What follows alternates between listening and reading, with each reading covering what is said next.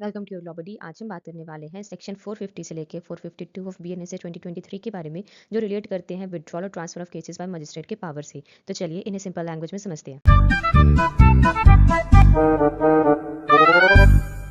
Section 450 का subsection 1 कहता है कि अगर कोई चीफ जुडिशियल मजिस्ट्रेट चाहे तो वो किसी भी केस को अपने सबऑर्डिनेट मजिस्ट्रेट से वापस ले सकता है या फिर किसी केस को रिकॉल कर सकता है जो उसने पहले उन्हें दिया था। उसके बाद सीजीएम खुद उस केस की इंक्वायरी या फिर ट्रायल कर सकता है या किसी दूसरे कॉम्पिटेंट मजिस्ट्रेट को दे सकता है जो उस केस को ट्राई कर सके। सबसेक्शन 2 कहता है कि कोई भी जुडिशियल मजिस्ट्रेट अगर उसने सेक्शन 212 सबसेक्शन 2 के तहत किसी दूसरे मजिस्ट्रेट को केस दिया हो तो वो चाहे तो उसे रिकॉल कर सकता है और खुद उस केस की इंक्वायरी या ट्रायल कर सकता है। सेक्शन 451 बात करता है मेकिंग ओवर और withdrawal of cases by the executive magistrate. ये सेक्शन एग्जीक्यूटिव मजिस्ट्रेट जैसे कि डिस्ट्रिक्ट मजिस्ट्रेट और सब डिविजनल मजिस्ट्रेट के पावर्स के बारे में बताता है।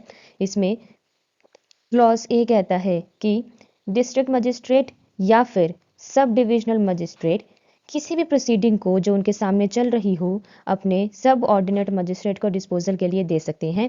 क्लॉज बी कहता है कि डिस्ट्रिक्ट मजिस्ट्रेट या फिर सब डिविजनल मजिस्ट्रेट किसी भी केस को जो उन्होंने किसी सब ऑर्डिनेट मजिस्ट्रेट को दिया था वापस ले सकते हैं या फिर रिकॉल कर सकते हैं और खुद उसका फैसला कर सकते हैं या किसी दूसरे मजिस्ट्रेट को दे सकते हैं।